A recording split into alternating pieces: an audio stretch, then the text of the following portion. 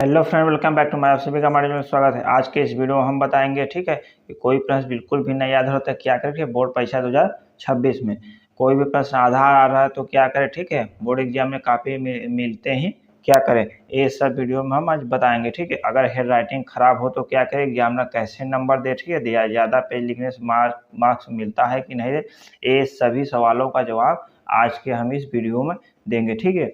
Video को शुरू करते हैं, चलते हैं, ठीक है। हमारा पहला क्या है, ठीक है, बोर्ड एग्जाम में एग्जामिनर फुल मार्क्स ही कब कैसे क्यों देता है।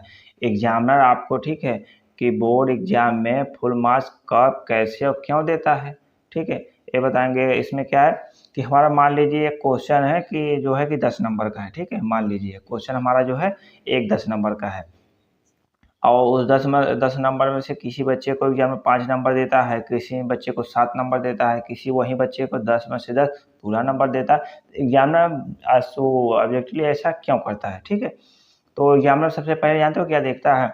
यदि अगर मान लीजिए क्वेश्चन 10 नंबर का है, आपने लिखा हुआ है, ठीक है, लॉन्ग में आप गया तो आपका सबसे पहले क्या देखेगा कि हमने जो भी कहा था, मान लीजिए 300 वर्ड में लिखने के लिए, ठीक है, 300 वर्ड में बच्चा लिखा है कि नहीं लिखा है, लिखा है कि नहीं लिखा है। यदि आप लिखे रहे होते हैं तो एग्जामिनर आपको क्या होता है, 10 में से 10 नंबर पूरा देता है, ठीक है। और फिर दूसरा नंबर क्या देखता है कि आपने कहा हेड राइटिंग सही है कि नहीं है, हेड राइटिंग, ठीक है, हेड राइटिंग पर आपका सही है कि नहीं सही है। हेड राइटिंग यदि अगर आपकी अच्छी है, ठीक है, तो भी आपका नंबर मिलता है। तो आपने क्या करता है कि आपका कट पीट भी देखता है, हेड राइटिंग भी देखता है, क्वेश्चन को जितना बोला गया था उतना पूरा लिखे हैं कि नहीं लिखे हैं, गैप दिए हैं कि नहीं दिए हैं लिखने के लिए, तो ऐसे सब कुछ देखता है। तो आपने मान लीजिए कोई गड़बड़ी आपने है तो 5 नंबर भी दे देगा, 7 नंबर भी दे देगा। यदि अगर सब कुछ आपका परफेक्ट है, 10 में से 10 नंबर भी देता है, ठीक है। तो आप क्या कीजिएगा, आपको जितना बोला गया होता है उतना पूरा लिखिए, हेड राइटिंग लिए से वो लिखिएगा, हेड राइटिंग अच्छे से, और आपकी कापी एकदम साफ सुथरी होनी चाहिए, ठीक है, साफ सुथरी। तो आपका एग्जामिनर 10 में से 10 नंबर नहीं वो देगा। यदि मान लीजिए कोई आपने इसमें से कोई गड़बड़ी की है तो 7 नंबर भी दे सकता है। आपने मान लीजिए 2-3 गड़बड़ी की है, आपका हेड राइटिंग सही नहीं है, ठीक है, आपने जितना बोला गया था उतना लिखे तो आपको 5 नंबर देगा, ऐसा ही देता है, ठीक है। तो आप क्या कीजिएगा, संपूर्ण आपको हेड राइटिंग, ठीक है, और जितना बोला गया था काफ़ी साफ सुथरी अच्छे से लिखना। फिर हमारा क्या है, बोर्ड एग्जाम 2026 में 90% आना पक्का है, ठीक है, 90% आना पक्का है। यदि अगर आप इस स्ट्रेटजी से काम करेंगे तो पूरा क्वेश्चन लिखेंगे और सही तरीके से लिखेंगे तो आपका 90% प्लस मार्क्स पक्का आएगा। आपका हर विषय में 15-20 मार्क पक्का बढ़ जाएगा। इस स्ट्रेटजी से क्या होगा, 15 से 20 नंबर आपका बढ़ जाएगा, क्योंकि मान लीजिए आप 7 नंबर ही पा रहे थे, हमने बताया 7 नंबर में आपने ये तीनों का स्ट्रेटजी लगा दी, ठीक है, काफ़ी जो है साफ सुथरी लिख दी अच्छे से तीनों, तो आपका 10 में 10 यानी 3 नंबर ऑलरेडी बढ़ गया। तो ऐसे क्या करा, 15 से 20 नंबर पक्का आपका बढ़ जाएगा। वीडियो को पूरा देखना तभी समझ में आएगा, तो इस वीडियो को पूरा देखना तभी आपको फुल आपको क्या होगा समझ में आएगा, नहीं तो ऐसे ज़्यादा समझ में कुछ नहीं गया। चलिए अगला हम देखते हैं हमारा क्या है। सभी प्रश्नों का उत्तर जरूर लिखिए, किसी भी प्रश्न को आपको छोड़ना नहीं, सभी प्रश्नों का, ठीक है, सभी प्रश्नों का उत्तर आपको एकदम फिक्स लिखना है, किसी भी प्रश्न को छोड़ना नहीं। ये नहीं कि छोड़ के चले आ रहे हैं कि मान लीजिए क्वेश्चन नंबर 5 नहीं आ रहा है उसको छोड़ छाड़ के चले आए, तो ऐसा आपको बिल्कुल भी नहीं करना है। आपको क्या करना है कि आधा ही आ रहा है, ठीक है, आधा ही आ रहा है, ठीक है, आधा ही आ रहा है तो आधा ही लिखिए। 2 ही लाइन आ रहा है 2 ही लाइन लिखिए, 4 लाइन आ रहा है 4 ही लाइन लिखिए, 1 लाइन आ रहा है 1 ही लाइन लिखिए। तो 1 लाइन आप आ रहा है तो आपको उसमें 2 से 3 लाइन बना देना है। तो यानी क्या करना है आपको, किसी भी पेज को, किसी भी प्रश्न को आपको खाली भी नहीं छोड़ना है, सभी प्रश्नों का पूरा के पूरा उत्तर लिखना है, ठीक है, प्रश्नों को बिल्कुल भी आपको छोड़ना नहीं है, आप सभी प्रश्नों का उत्तर फिक्स है लिखेंगे, ठीक है। तो ज़्यादा पेज लिखने से ज़्यादा मार्क्स मिलता है। हाँ, इसमें क्या हो इस आता है सवाल कि ज़्यादा पेज लिखने से ज़्यादा नंबर मिलता है नहीं, अधिक से अधिक बच्चों का सवाल यही आता है कि ज़्यादा पेज लिखेंगे तो हमको ज़्यादा नंबर मिलेगा। तो हाँ, लिखेंगे तो नंबर मिलेगा, क्योंकि अगर देखिए जितना 300 वर्ड का उसने बोला है, 300 वर्ड से आपने साढ़े साढ़े 300 वर्ड आपने लिख दिया है, ठीक है, 350, तो भी आपका नंबर जैसे मान लीजिए 10 नंबर का है 10 ही नंबर देगा। लेकिन आपका हेड राइटिंग सही होनी चाहिए, ठीक है, हेड राइटिंग कापी को है साफ सुथरी होनी चाहिए, साफ, ठीक है, कापी साफ सुथरी। कापी क्या है आपकी साफ़ सुथरी होनी चाहिए, आपकी हैंड राइटिंग अच्छी होनी चाहिए। आपने 350 शब्दों में लिख दिया है, ठीक है, तो आपका क्या होगा, एग्जामिनर खुश हो जाएगा, आपको नंबर अच्छे से देगा। तो फिर आपको क्या करना है, आपको लॉन्ग से ही शुरू करना है, क्वेश्चन को लिखना कहाँ से, लॉन्ग से ही शुरू करेंगे, लॉन्ग से शुरू करेंगे, ठीक है। तो आपकी काफ़ी साफ़ सुथरी होनी चाहिए, हैंड राइटिंग अच्छी होनी चाहिए, तब जो है कि एग्जामिनर ज़्यादा लिखने पर मार्क्स देता है, ऐसे बिल्कुल भी नहीं देगा। आपका हैंड राइटिंग देखेगा, आप काफ़ी साफ़ सुथरे, ऐसे मान लीजिए अब आपने तो 300 वर्ड का बोला था, हमने 400 वर्ड का लिख दिया, ठीक है। आपने फिर में काट पीट कर दिया है, कहीं मान लीजिए ऐसे अब कैसे लिखने पे कहीं गलती हो गया, वहाँ पे ऐसे काट दिए हैं, ठीक है, ऐसे काट दिए हैं, ऐसे गोला बना दिए हैं, तो ऐसे क्या होगा, एग्जामिनर को अच्छा काफ़ी नहीं लगेगा। देखिए यहीं पे लिखे हैं यहीं पे देखिए गोज गाज की है, अच्छा लग रहा है, नहीं लग रहा है। तो ऐसे क्या होगा कि आपको काफ़ी साफ सुथरी हेडिंग अच्छी से होनी चाहिए, नहीं तो आपको एग्जामिनर क्या होगा, नंबर बिल्कुल भी नहीं देगा। यदि मान लीजिए 10 नंबर का है तो 10 नंबर में से आपको 5 नंबर 7 नंबर देके भगा देगा, कहेगा चलिए हटाइए, इसके काफ़ी सही नहीं है, ठीक है। प्रश्नों को हल करने के बाद थोड़ा गैप जरूर छोड़े, ठीक है, प्रश्नों को हल करने के बाद थोड़ा गैप जरूर छोड़े। ऐसा गैप क्या, देखिए हम जैसे मान लीजिए, देखिए ए वाला लाइन लिखे, ए वाला लाइन लिखने के बाद देखिए ए वाला लाइन लिखे, तो ऐसे आपको क्या करना है, क्वेश्चन नंबर यहाँ पे डाल दिए है, क्वेश्चन नंबर 2 डाल दिए हैं, ठीक है। अब क्वेश्चन नंबर फिर यहाँ पे इसे तीसरा लिख लेंगे, तो इतना आपको गैप देखिए हमने यहाँ से यहाँ तक गैप दिया है ऐसे आपको क्या है 3 से 4 लाइन या 5 लाइन, ठीक है। आपको क्या है ना, इसे गैप दे करके भी अगला क्वेश्चन, ऐसे क्या होगा, एग्जामिनर देखेगा एग्जामों को चेक करने में और यहाँ पे इसे नंबर देने में आपको उसको आसानी होगी और देखने में भी एकदम अच्छा लगेगा। तो अब क्या कीजिएगा कि 3 से 4 लाइन 5 लाइन का गैप दे करके आप लिखिएगा, ठीक है। फिर अगला क्या है हमारा, कापी में पैसे, ठीक है, इमोशनल बात तो क्या एग्जाम नंबर देगा, बिल्कुल भी नहीं देगा। यदि कापी में पैसे रखेंगे, इमोशनल बात लिखेंगे तो क्या एग्जाम नंबर देगा। मान लीजिए आपने वो कापी में पैसे लग दिए, अगर स्ट्रिक्ट मान लीजिए एग्जामिनर को हो गया कि पैसा लेकर भी नंबर नहीं दिया, उसको कोई फायदा नहीं। और कोई एग्जामिनर होता है कि होता है गुस्सा हो जाता है, ठीक है, गुस्सा हो जाता है, उससे क्या करता है, भड़क जाता है एकदम, वो आपका पैसा भी ले लेगा, ठीक है, पैसा भी ले लेगा और नंबर भी नहीं देगा, ठीक है, नंबर भी नहीं देगा।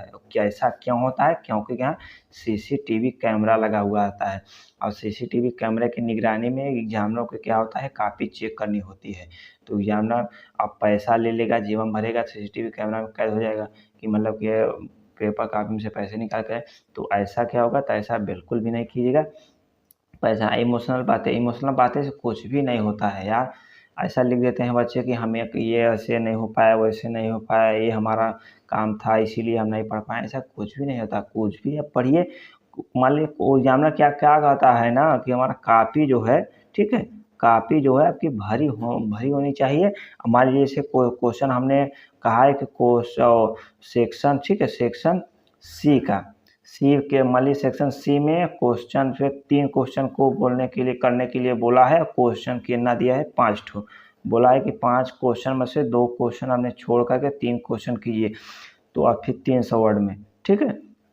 तो आप क्या कीजिए, इससे आप 300 वर्ड में बोला था, 200 वर्ड 100 वर्ड में ही लिखिए, ठीक है। उस क्वेश्चन को तीनों के लिखिए। मान लीजिए उसने बोला है 10 नंबर का है, तो मान लीजिए इमोशनल बातें लिखने से कुछ भी नहीं होता है, इसमें एग्जामिनर क्या करेगा, 10 नंबर में से है तो 5 नंबर में से 7 नंबर दे करके आपको आगे यहाँ पे बढ़ जाएगा।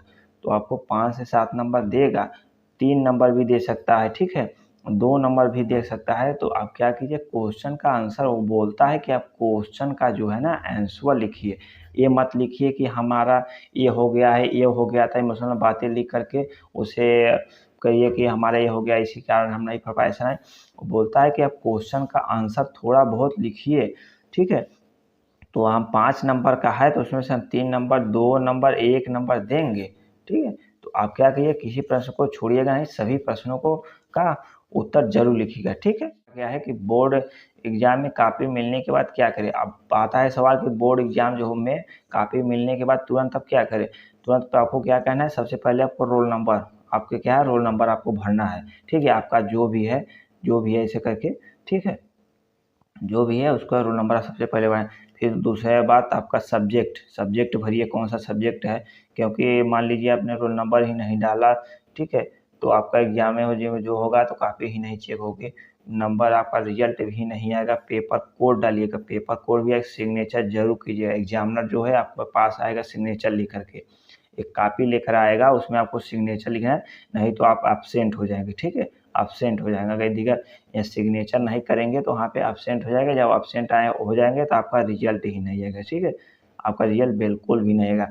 तो सबसे पहले आपका रोल नंबर और सिग्नेचर, इस पर आपका 100%, ठीक है, 100% ध्यान होना चाहिए कि यदि अगर हमारा रोल नंबर सही होगा और सिग्नेचर हमारा हुआ है कि नहीं। ठीक है, ये हमारा हो जाएगा। अब अगला हमारा क्या है कि पेपर की शुरुआत कैसे करें। ठीक है, पेपर की शुरुआत करें तो पेपर मिलने के बाद आप क्या करेंगे, पेपर को सबसे पहले 15 मिनट तक पढ़ लीजिएगा। पेपर को क्या करेंगे, 15 मिनट तक पढ़ेंगे और इसको जरूर पढ़िएगा, क्योंकि 3 घंटा 15 मिनट का पेपर है, 15 मिनट मिलता है, 3 घंटा में आसानी से हमारा पेपर हल हो जाता है। ठीक है, तो आप क्या कीजिए, पहले तो आपको पेपर अगर मिला हुआ है पढ़ने के लिए समय, तो आप पेपर को जरूर पढ़िएगा। ठीक है, दूसरा क्या है, पेपर को 15 मिनट पढ़ ले, फिर जो प्रश्न आ रहा है उसे सबसे पहले लिखे। अब फिर क्या है कि जो प्रश्न आपको आ रहा है उसको सबसे पहले तुरंत लिख लीजिएगा। ठीक है, जो प्रश्न अच्छे हेड राइटिंग बिना काट पीट के, आपको क्या है काफ़ी साफ सुथरे हेड राइटिंग अच्छे से, ठीक है, आपको लिख लेना है। जो प्रश्न करे प्रश्नोत्तर संख्या जरूर डालें। ठीक है, मान लीजिए आपने लिखा है आपसे, मान लीजिए क्वेश्चन नंबर, ठीक है, क्वेश्चन